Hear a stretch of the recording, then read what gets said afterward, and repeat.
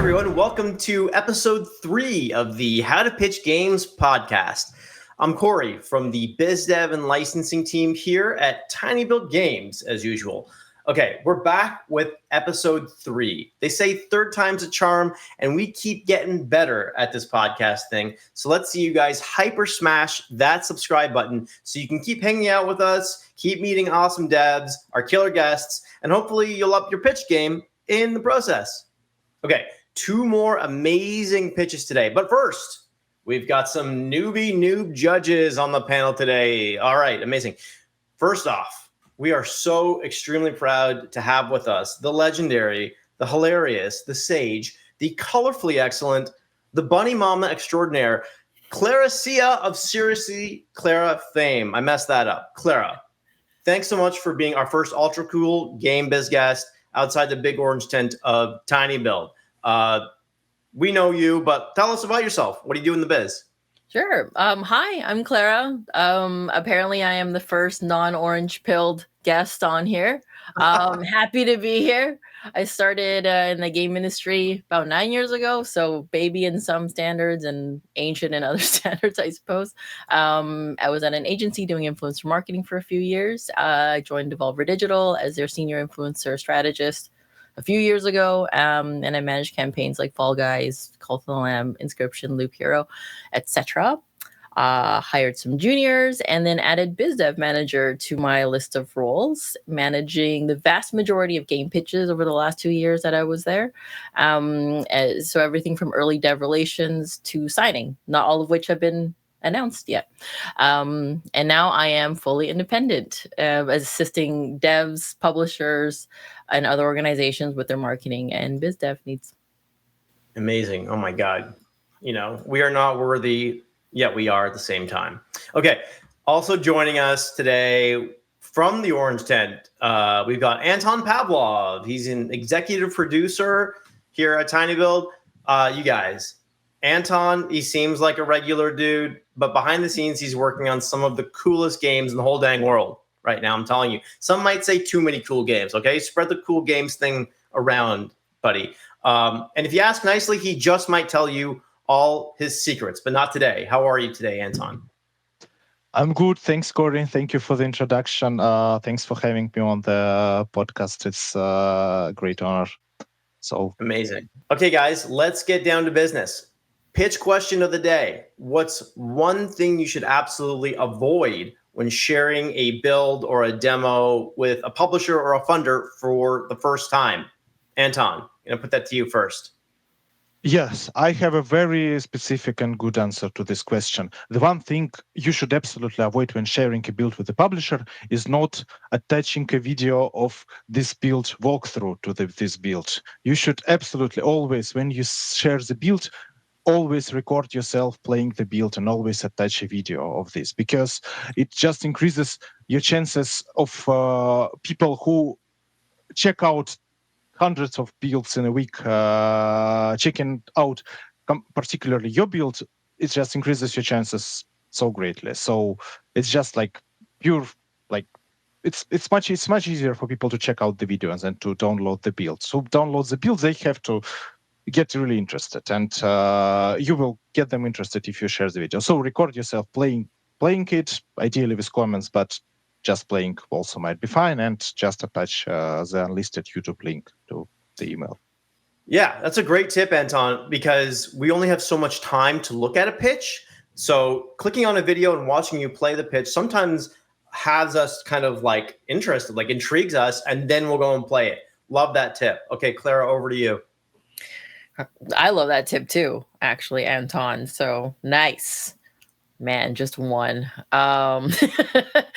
I think the biggest one for me is when, in terms of common mistakes to avoid in a playable build, is when it's too long and too slow, maybe a little too in love with itself, if that makes sense. So however long you think a publisher who plays hundreds to thousands of builds a year needs to understand a common gameplay element in your game, cut that by like 75%.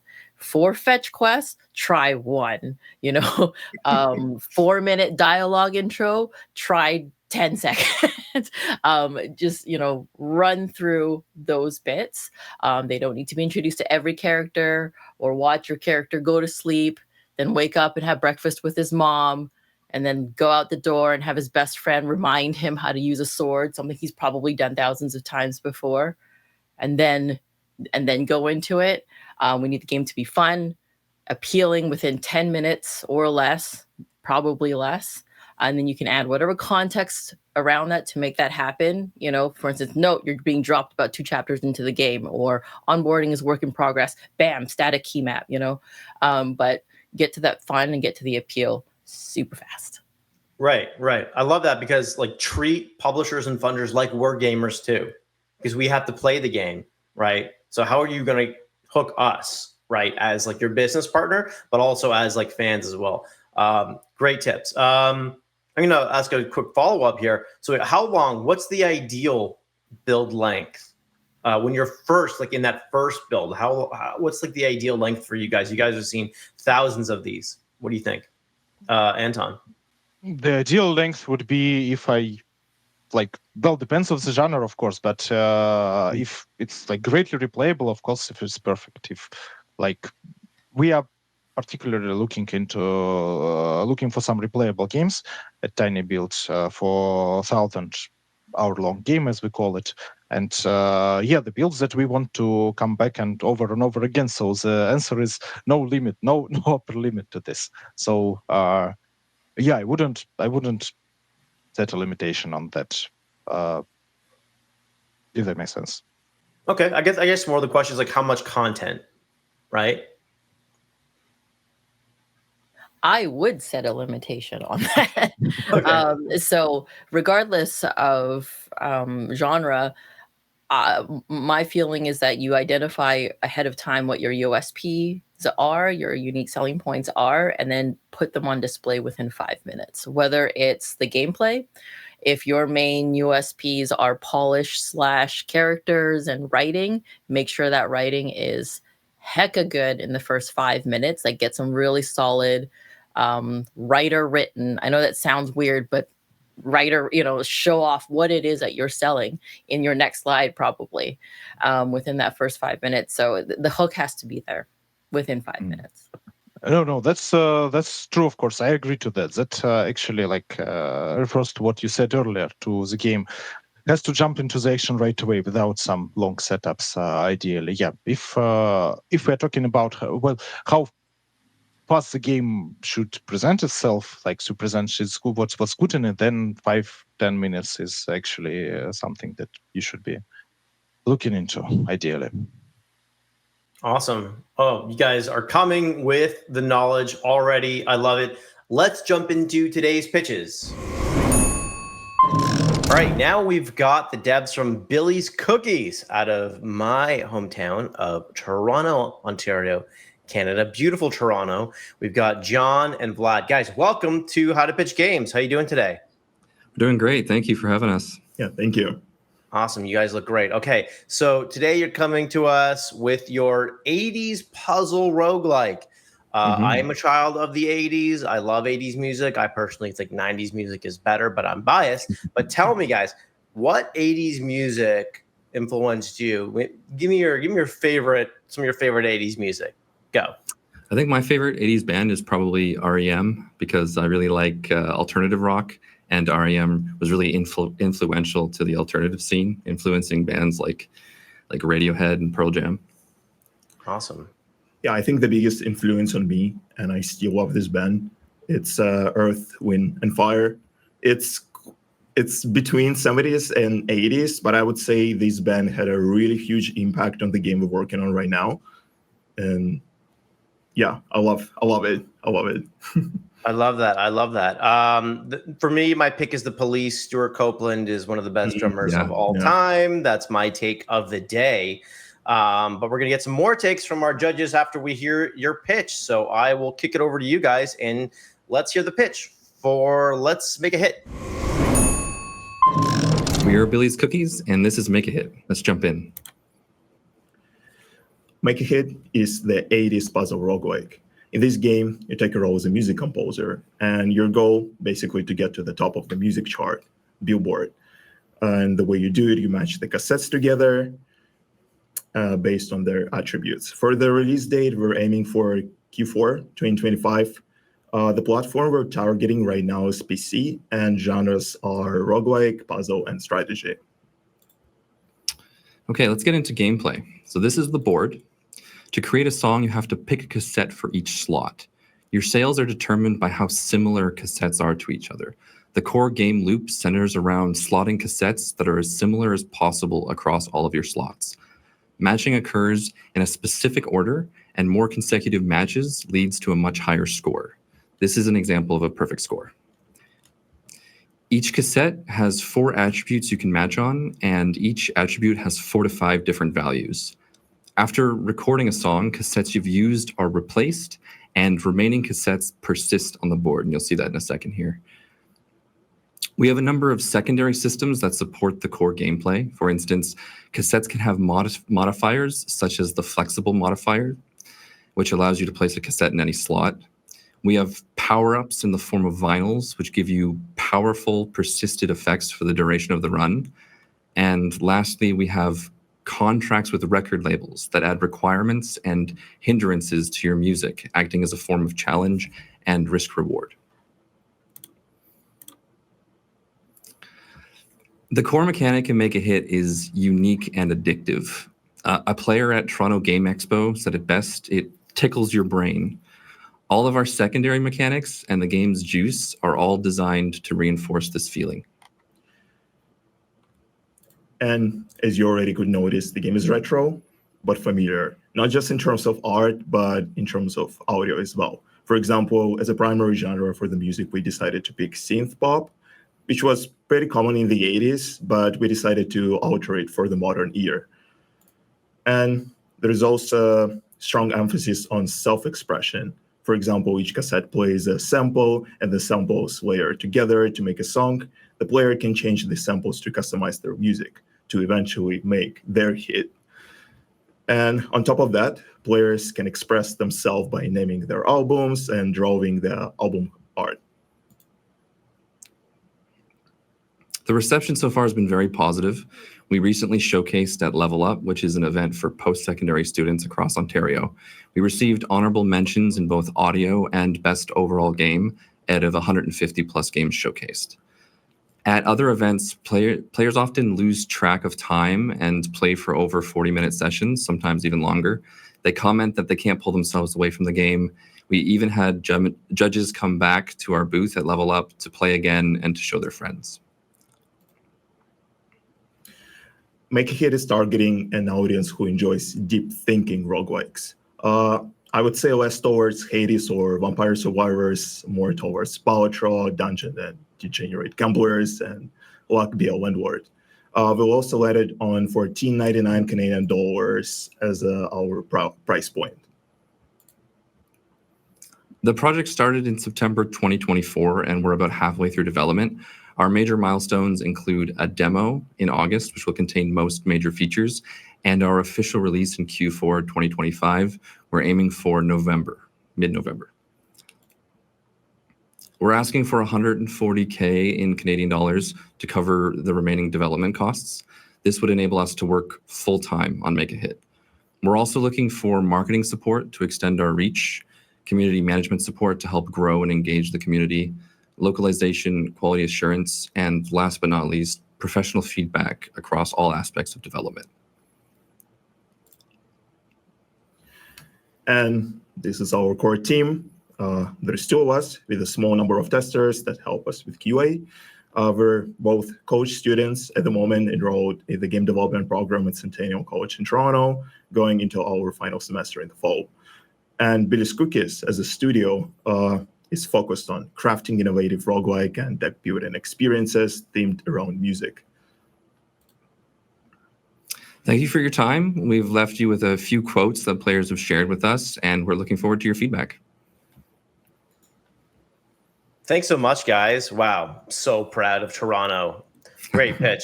Okay, my brain was tickled, but let's tickle the brains of people who are super smart, our judges. Anton and Clara. Let's kick it over to Anton. First thoughts on the pitch for Let's Make a Hit. Can I ask a question first, guys? Who is Billy? Why is the student in Billy School? Who's Billy, Vlad? Who's Billy? So I really wish there was like a super cool story behind the name, but honestly, when I was coming up with the name, I was like, okay, I like the name Billy. I like cookies. We just merge it together, and here's the name. That's it. Yeah, there's no cool story. Okay, come up with some story next time. I know. We yeah, need to. Come up We need with something fake but impressive. for sure. Good idea. Great pitch. Great pitch. Thank you very much for showing this. I'm a huge appreciator of this new wave of roguelike, Balatro-like games that are taking like simple mechanics, like let's make a slot machine but roguelike, let's make a pachinko but roguelike, let's make video poker, and well, you know, all those there is like plenty of good ones. So I play them constantly, and this game actually immediately catches my attention, and I'm like, oh yes, this is cool, this is something I can totally subscribe to. So great job on making it clear how it looks and how what it is from the very start. What was missing from me, I guess, a little is I think that the main driving force behind what sells those games is an ability for you to see the increasing numbers, potentially infinitely increasing numbers, and activate your monkey brain with it. So that was, I guess, missing a little for me, because if you see how those games sell themselves, like Balatro, they show like the very beginning, and then they show the crazy multiplier, all jokers all around, well of them, and numbers running high. So that was the thing that I think that you should get in your game and add to the presentation if it is there in some form. I want to see how I can win, like not 196,000 Canadian dollars, but like gazillion Canadian dollars. Yeah, by the way, Canadian dollars are confusing to me. I don't know how much it is. So I would appreciate if you could change it to US dollars. When That's actually really good to know. Yeah, yeah, we'll do that in the future. Yeah, well, that was my thoughts. Well, another thing that I really liked is that you showed some feedback from real people in the very end. I think that it might look a little silly to some people, like Discord playtester who left opinion. But I think it's a perfect way to actually bring the game. Like, feedback from real people who played your game is just something that even if those people like are not anyone, but just this is something that I will always look up for in those sort of presentations and pitches. But yeah, I'll pass the microphone to Clara now. Thank you for the microphone. First, thanks for the pitch, and always for music-based games. We were talking before this recording started about, I think everyone on this call really appreciates and loves music, and I like always seeing art on art in games, like that kind of energy. I would say you covered quite a bit of information really quickly, which I like, through the pitch. I felt that it was missing a little bit of that soul, that little heart, because as the publishers or investors side, we're kind of always, I say we as if I still work there, but they're always looking for that soul that maybe they're kind of missing on their end sometimes. So it felt, I think, a little mechanical to me. You hit a lot of the talking points, but I was kind of missing the gusto, like le passion. Why you care so much about this and why you're so excited about it. A lot of times when publishers and whoever you're sitting across the table from, if you do get an in-person meeting, they're tired because they've taken so many meetings and they feed off of your energy.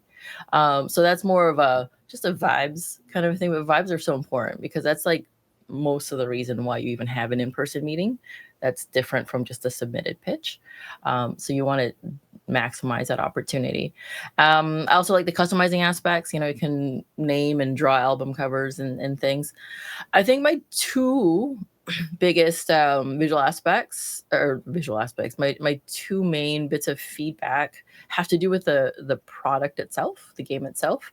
The one is that I'm a little confused about the gameplay, what I'm being asked to do as a gamer. I think it makes sense to my brain that we're matching attributes between tapes, cassettes, but maybe I'm wrong on that, but I'm confused as to how that makes for good songs, is matching visual attributes of tapes, just conceptually. I don't really quite understand that.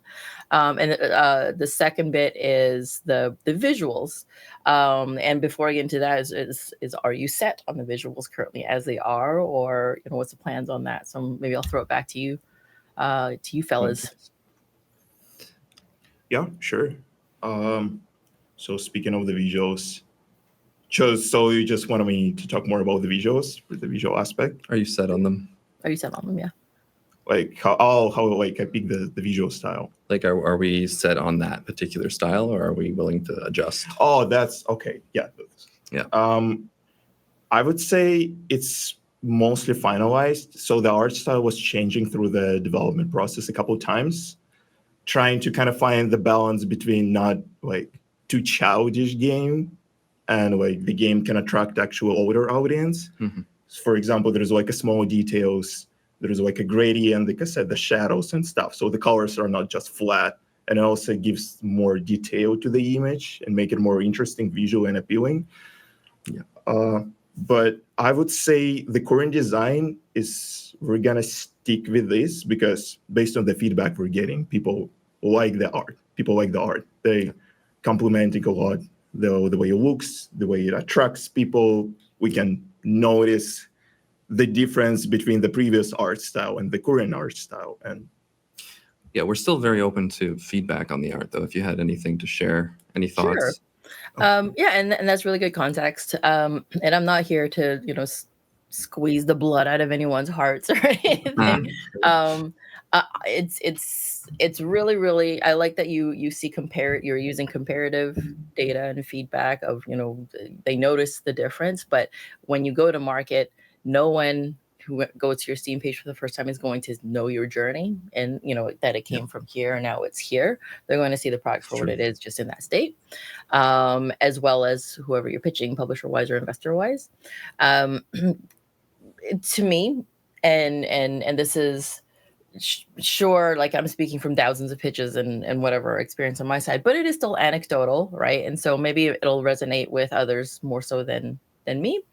But I would suggest maybe some of that budget going into a visual upgrade, or even visual testing and market testing and whatnot. The reason I pick on visuals is because that curb appeal is super, super important for influencers and gamers alike. And right now you're in a challenging spot. Balatro is a great example of how that did really well. But when you've got mostly static screen puzzle elements, it's a much tougher sell in today's market. Not impossible, as we've seen, but we're trying to play to the odds right now. I totally get the retro vibe and whatnot, and maybe you want to appeal to a very narrow band, or very specific, I should say, band of audience. People who were alive in the 80s and are playing now, for instance. But there are a lot of retro vibe games out there. I would encourage that you study the ones that have been commercially successful, to see how they blend a touch of the old with touch of the new to broaden their appeal to a bigger audience. And it's not even, people who are older as well. We do like shiny new things that are current as well, right? So everything from the visual style of the tapes and the game itself to the logo, appreciate the dedication to the purity of sticking to the 80s clip art and whatnot vibe. But, consider bringing some things up a little more modern. And then my other question was, like, do I understand the gameplay correctly? Is that you're matching the visual? Yeah, I think you understand the gameplay. One thing that might not have come through in the pitch was that each cassette has a sample associated with it. So when you play the cassette, there's a sample, like a single layer playing, and every cassette you play adds an additional layer to the music. So the music aspect is purely cosmetic. Players do have the option of changing samples on the cassette, so they can kind of customize their music how they want to. Okay, so like, while you're adding the tapes, you can hear another track being added. Yeah. Oh, one of the okay, challenges in this presentation is we can't really play the audio, but you would hear every time you place a tape, you hear that sample playing. Does that affect the gameplay? It does not. That is purely cosmetic. So I do like that happens. That's very cool. That's a feelsy thing, right? Your feelsy brain is being tickled, as you said. But I will. It is still a little confusing to me how matching, say, not fully sure if this is true, but like say the color of a tape to the length of another tape, like how does that make for a better song? Visually, it doesn't really connect in my mind. Just for a gameplay concept, if the actual, like, I can hear the beats, I'm like, oh, it's out of time, it's syncopated, it's whatever, right? That then musically aligns with me, but I just conceptually do not understand why I would want to connect just the look of a physical piece of tape and somehow that makes a better song. Okay. Yeah. Thank you for the feedback. Yeah, that's a good feedback. Okay. And I also want to just back up Anton about the USD, because I'm Canadian as well. But we look at numbers like 1288, 1579. Those are like meaningless. USD is usually the best way to go. It's also the smaller number, so that's also the better number budget-wise to present. Usually, you just go with the smaller number. It's right. That's fair. Yeah. I also wanted to add. Sorry, go ahead. Yeah, I also wanted to add one thing that I realized is missing for me in the presentation is the playtime. Please, specify how much of a playtime those Discord playtesters have, because for me, the game of this genre, you expect tens of hours of playtime. That's what sells them, and that's what makes them good. Like Balatra had the demo, where people spent 50 hours easily and weren't bored. So I think this should be definitely there. And if the playtime is not enough, then you should work towards increasing the playtime, because that's to me at least, it's a very core staple of such games. So yeah, that makes a lot of sense. That makes sense for sure. Yeah, thank you. And just to give you the number in American dollars, I think it's about 101,000. So the 140 converts to 101,000 American dollars. Okay, probably round to a nicer number than that. Yeah. Same with the FRP, right? Like I think it probably translates to $11 USD. Meaningless. Just go $9.99 or something or a range. So $9.99 to $14.99 if that's what you're thinking. You don't have to be super specific there, but it gives them an idea of what kind of scope they're looking at, what kind of production support they're going to have to give you, most likely, the localization, the QA, the porting. They're just all these things go in their brains once they see that number. So it should mean something. And unfortunately, Canadian dollars mean nothing to anybody. That makes sense. Yeah. Awesome. Thanks, guys. To build a little bit on what Anton mentioned, I'm wondering if you guys can talk about a little bit more about the replayability and the, in roguelikes, the meta progression usually is a huge component of the game. What are the plans? I think we're missing a little bit about the meta progression of the game, right? In games like Balatro, you're progressing through a series of decks, right? What happens, each run of the game, even if you lose, I wonder if you could talk a little bit more about that. Yeah. Right. Yeah. So the meta progression is still in early design right now, but our plan is to add basically a challenge mode similar to the heat system in Hades. We'd call it the fame system. And what you're trying to achieve here is you're trying to tackle all of these different challenges and increase your fame as high as you can. And you can toggle which challenges you want to enable. So for example, one of the challenges could be called deadline, which gives you a timer now. Instead of having as much time as you want for each song, you have a deadline. You have up to a minute, maybe 30 seconds to make that song. Mm-hmm. Yeah. Yeah, that's great. I think I agree with Corey. That's something that you should be added there. There are some roguelikes that work without meta progression, like purely knowledge based. But yeah, well, you should talk about it at least. You should mention how your game deals with all those things. Definitely. And maybe some examples of like different builds that I can build while playing your game. Because what we are looking from roguelike games is that like the perfect way to describe it from people to people is when you're saying that every run feels unique. Every run feels unique and meaningful. So that's might be a good addition to your presentation when you add some various runs and how they were different, and elaborate more on this. So this might be a good idea. For sure. Yeah, that makes sense. Of course. Yeah.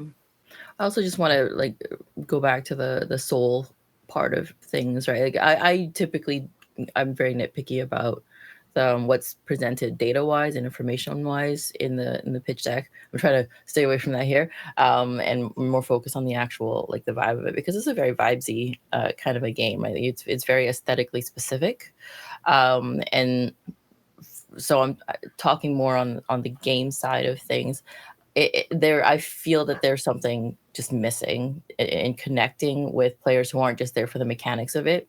It sort of presents right now as just very mechanical with the visual and aesthetic layer of their cassettes from the 80s, and you got 80s sound. You said synth rock or synth pop sound. So what happens after you make the songs? You just like suddenly you sell records and that's it. Like where's the rest of the joy and the fever pitch of making music, making art, and reaching audiences? There's something that just sort of is disconnected from me. That makes me excited for wanting to make songs and sell music in this game. That makes sense. Yeah. For sure. Absolutely. Yeah. Cool. But I believe Okay, guys. Do we have any more questions for the Billy's Cookies team? Is this your first game? As a studio, yeah, this is our first game. What have you made before independently? Or just small games. We are students right now, so we've made some games through school. There's an early version of Make a Hit that Vlad produced on his own. Make a Hit Classic, we call it, which is what sort of started this whole journey. Oh, okay. So I mean, that's market validation that you can add in here as well. Okay. That you launched a similar version of this game before, and it did here are the numbers from here are the reviews or whatnot, if it was on Edge or something like that. And there's demand for it, right? The demand for an updated or newer or second version of it. That's possibly handy for sure. Yeah. Okay, yeah. We'll add that to the pitch in the future. Yeah, 100%. Yeah. Anton, you're muted, by the way. Sorry. Are you? I was going to ask. Are you students in some video game related field or? Yes, game development program at Centennial College in Toronto. Yes. Cool. Awesome. This project is completely outside of the curriculum. This is just kind of what we're working on in our free time. Mm-hmm. That's nice. Great job putting this together. Very impressive pitch, considering you guys are still students. But thanks so much for the pitch, you guys. Thank you for having us. Billy's Cookies, up and comers. Thanks for coming on the podcast today. Awesome. Thank you for having us. Thank you so much. Yeah. Hey, all right, guys, let's give it up for Alexander from Warsaw, Poland, with his co-op action survival horror FPS pitch. That was a lot of words. ELITEHUNT. Alexander, welcome to How to Pitch Games. How you doing, my man? Hey there. Thanks for having me out here. Awesome. You're looking Yeah. great, by the way. You look like a rock and roller. Alexander, okay, tell us, co-op games. The industry is abuzz with them these days. There's so many. Why do you think that co-op games are resonating more than they have and work across the AAA and indie side of things? Well, my point of view comes from, I would say, two perspectives. First one, from the experience side, because shared experience that you share even with random people and even with your friends gives you much more emotional feedback than something that you experience just only by yourself. So that's just one side. And the second side, I would say, if you're talking about AAA, when you're making a cooperative game, as a publisher, as a game developer, your task is only to sell the game to only one person, because then this person will sell this game to his friends, and you will, you sold one copy, but in fact you already sold maybe 2, 3, or even 4 copies. So I guess that's why AAA also try to venture in this kind of stuff.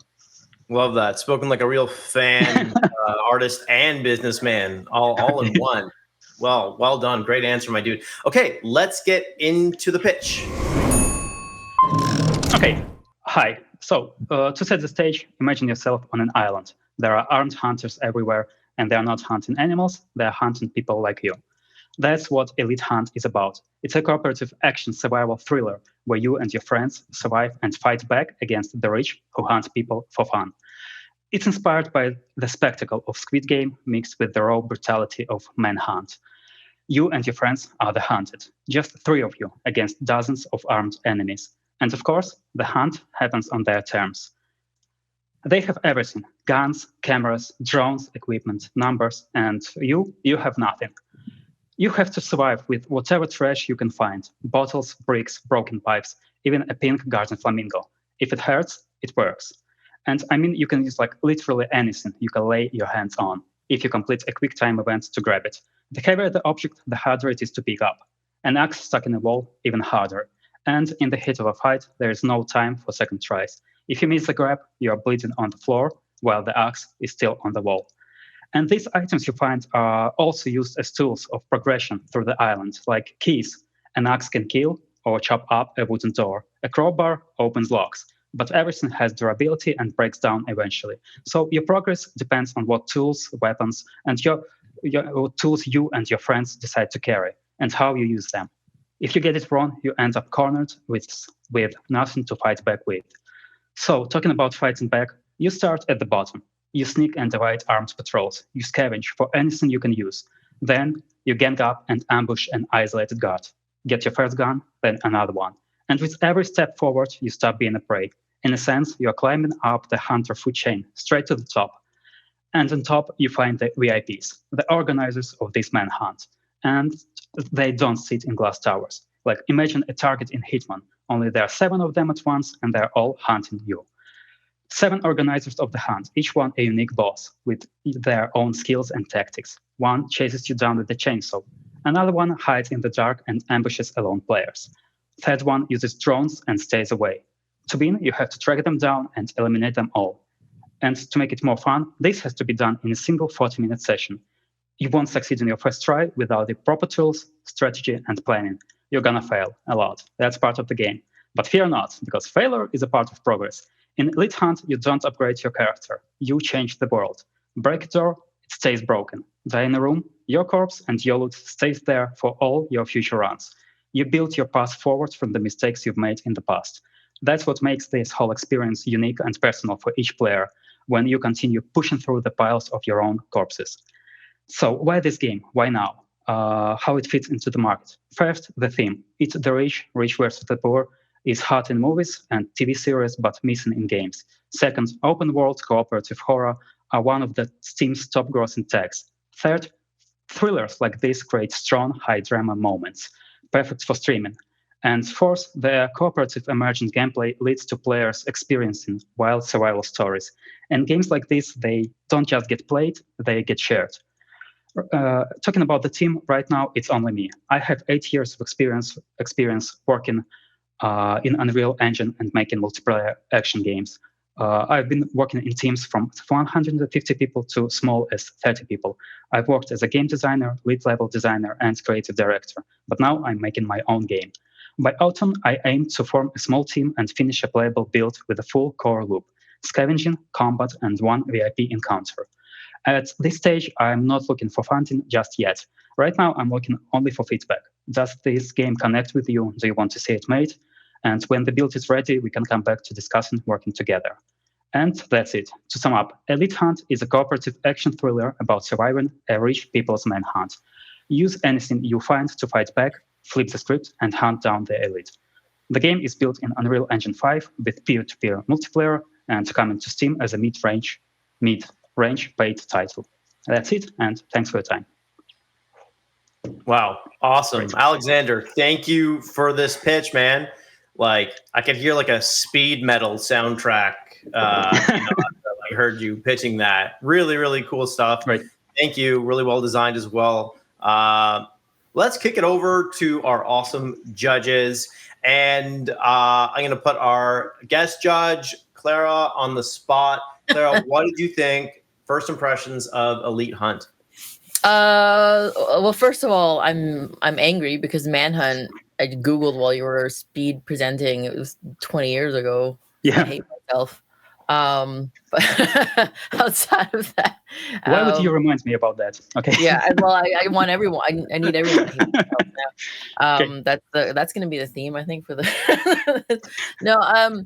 It's very pretty deck. It's very flashy. I love that there's a lot of movement. You've clearly got a color palette that you stuck with. I always appreciate an artistic eye. It kind of reads as kind of either an artist-led team or an artist-led mind design this deck, because it talks mostly about theoreticals and the vibe of it, right? And the story and characters and its inspiration. And so I will probably, as I go through my furious typed notes, as you were talking really fast, I was typing really fast. But it'll probably have a lot of thoughts along those lines. Mm-hmm. Of you've answered a lot of those questions, and then there are a lot of other questions not answered that would normally occur in a deck. Mm-hmm. What I do like is that you've said your intention during it, which is that you're not looking for funding necessarily now. You're not even really looking for a partnership now. You're just looking for some feedback. I'm not sure how realistic that is as a goal if you're pitching publishers, because they're not really in the business of doing that. It sounds like I'm here for friendship first and then money later, which is not the typical model where it comes to these kinds of things. And it looks like there's no playable build and there's no trailer right now. So there's, some questions that would normally get answered through that avenue. But yeah, I mean, the assets do make it look really dynamic. You've got me along for the story sell of it, the PR angle of it for sure. Yeah. I'm gonna let Anton talk while I formulate more thoughts for you. Okay. Love it. Right. Go, Anton. Thanks for the pitch. Great one. Great looking game. You did a great job with all those visuals. I really dig the aesthetics. I second what Clara said about that publishers well, you saying like I only need feedback, I don't need funding is okay. It's a bad take. Yeah. Well, it's okay. It's okay if we are talking like somewhere just like you. This is the idea. But if you have a pitch deck, then you got to get real at some point, and you got to have at least some approximate budget, because it's important how much funding and how much money it will take to you to pull that particular project off. Yeah, I guess. Another note that I said is that I think to me it looked a little bit too much like a Steam page, if you know what I mean. When you're presenting a pitch deck to a publisher, you got to go a little deeper and a little more specific in your game design and your features. Right now it's flashy. It has the cool design, all the headlines and like flashes and but and it's really good. It's really good marketing wise, and it's really, I can see that this game might have a fantastic Steam page when you set it up. But for publishers, we dig the aesthetics, we see it, but we are mostly interested in deeper dive in what actually makes your game unique. What are the gameplay mechanics because I didn't understand a lot of things. For example, all the hunters on the island and hunt you, they're NPCs, right? And you and 3 friends, you're zone. Okay, good. Then I got it correctly, but it wasn't clear enough, I guess. Yeah.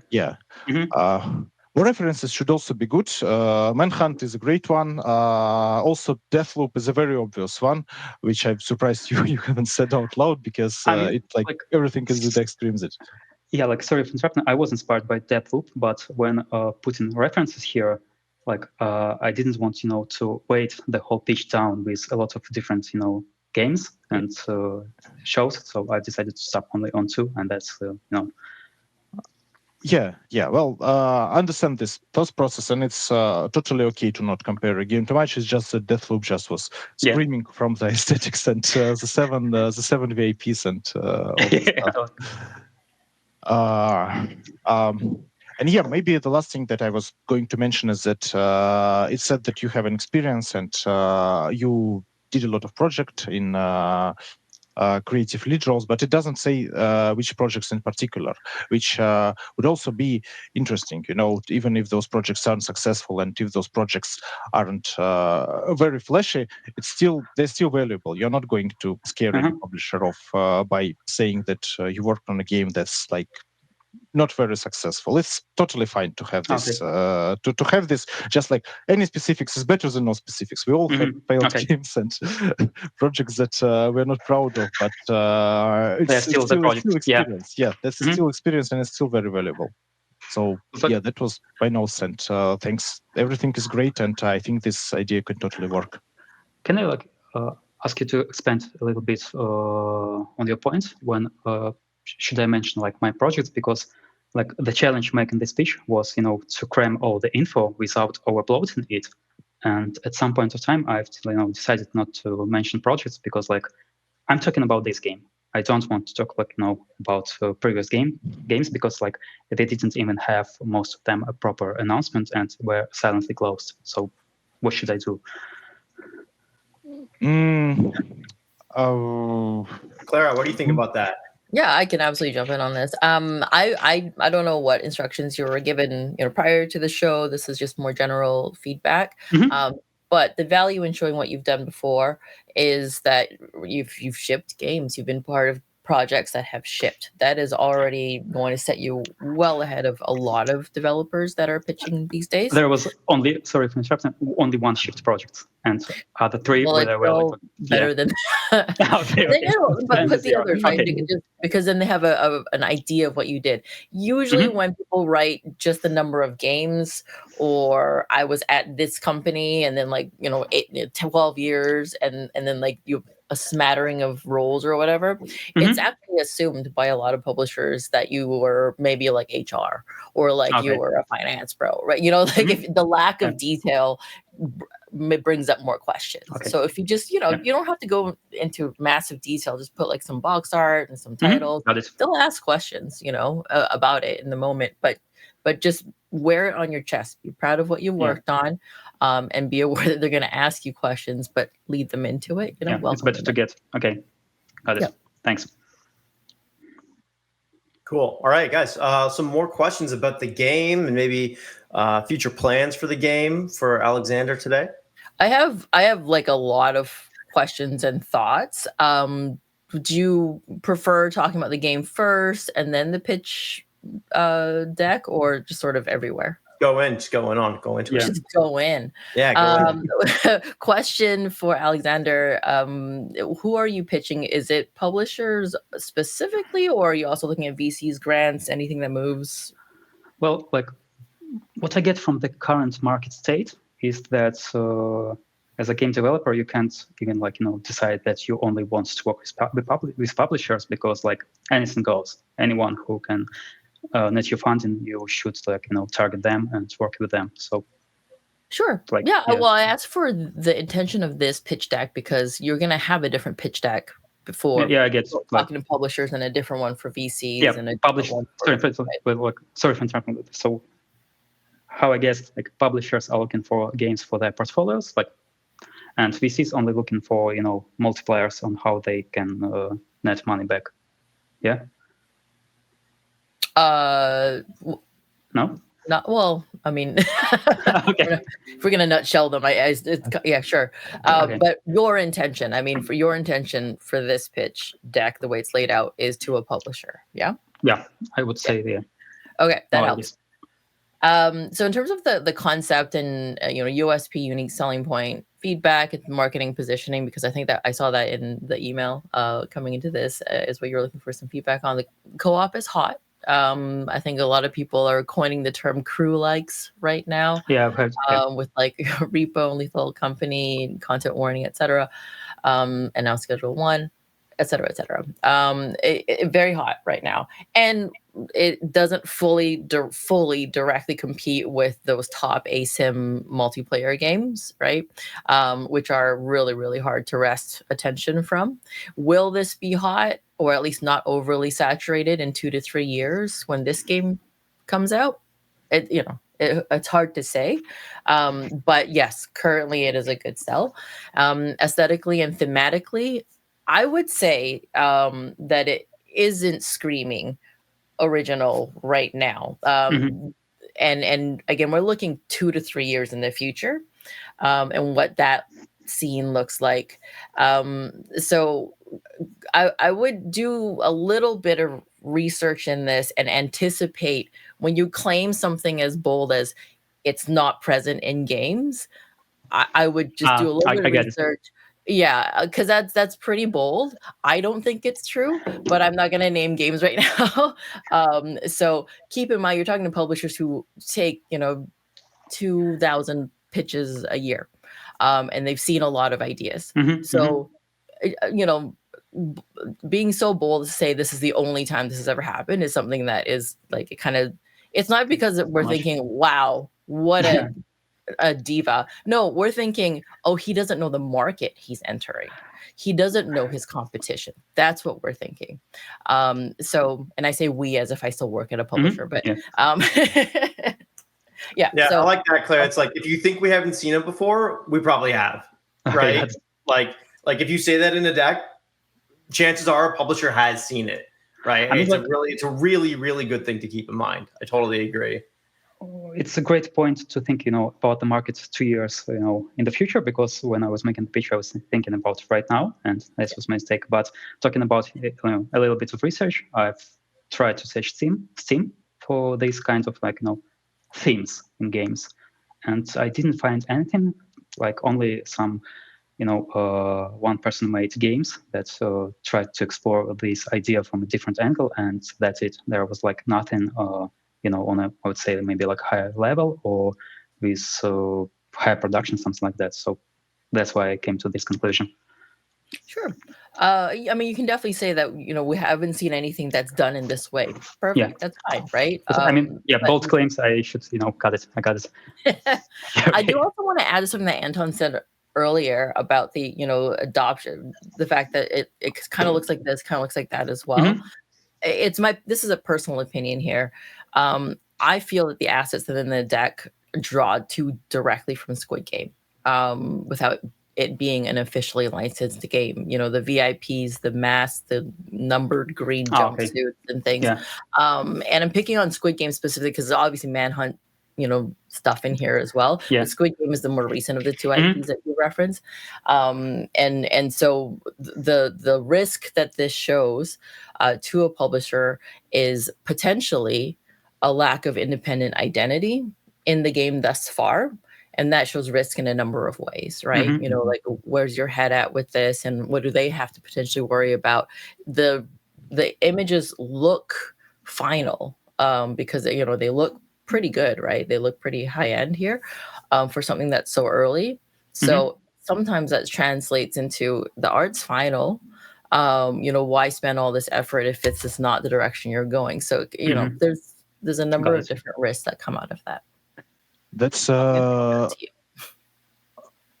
Yeah, that's a very good thought. I agree to that. I think that what you are lacking is a bit of your own identity. Clara saw Squid Game, Manhunt, I saw Deathloop all around.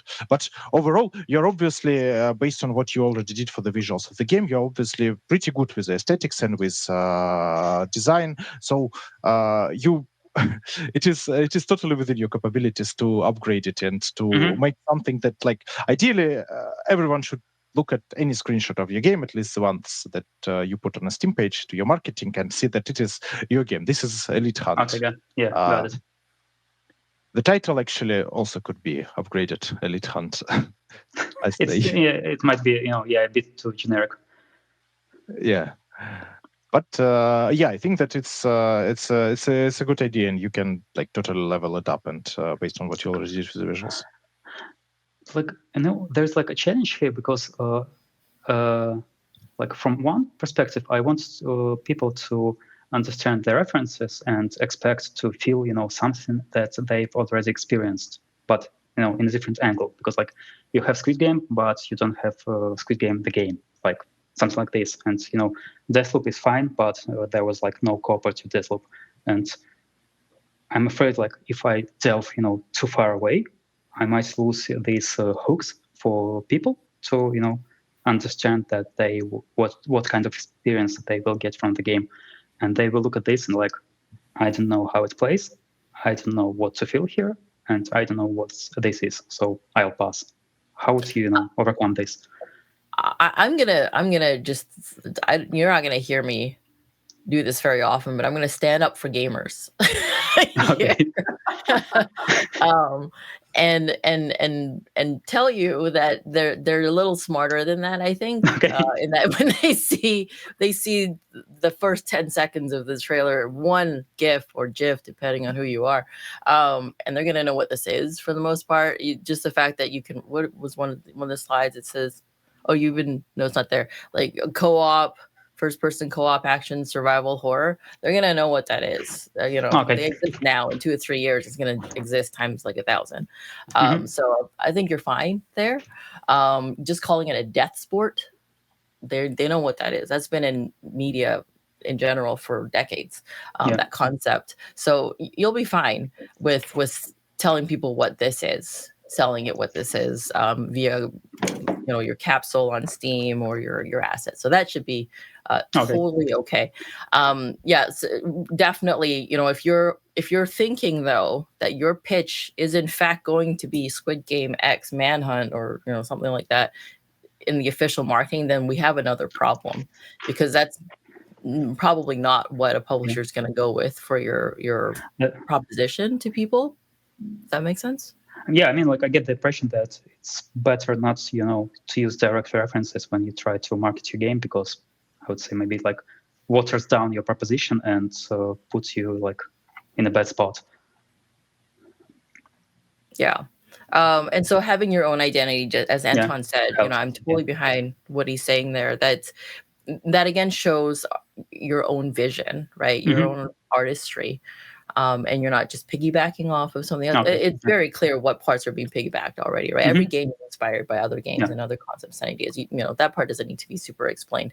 Your one slide saying what it's between, more than enough. We'll get it for the rest of it. So yeah, that'll be maybe the only time I stand up for gamers. Being a gamer myself, we are a toxic lot. I was just going to thank you guys for the amazing feedback on Alexander's pitch. This was awesome. And Alexander, best of luck with Elite Hunt. Thank you so much for coming on How to Pitch Games. Great. Okay. Thanks for having me out here. And thanks for Thank you very much. For your feedback too. And that's a wrap for this episode of How to Pitch Games. We had some great pitches today. Thanks again to all the developers for sharing their work. Remember to show these devs some love, guys. Give them a follow and wishlist those games and get them on all their socials. If today's episode got you thinking about pitching your own game, we've got a great way to help you get started. We're thrilled to announce our partnership with DevGam, the host of Online Pitch, a monthly review session on their Discord server. It's a great way to get private, constructive feedback from industry professionals before stepping out into the spotlight. And the best part, the winner of each session will get a chance to be on this podcast. While you're at it, check out the DevGam Awards 2025, now open for submissions with a $100,000 prize pool. The deadline to apply is September 1st, so don't miss out. If you enjoyed this episode, don't forget to like and subscribe and follow us for more updates. Thanks for watching, and we'll see you next time on How to Pitch Games.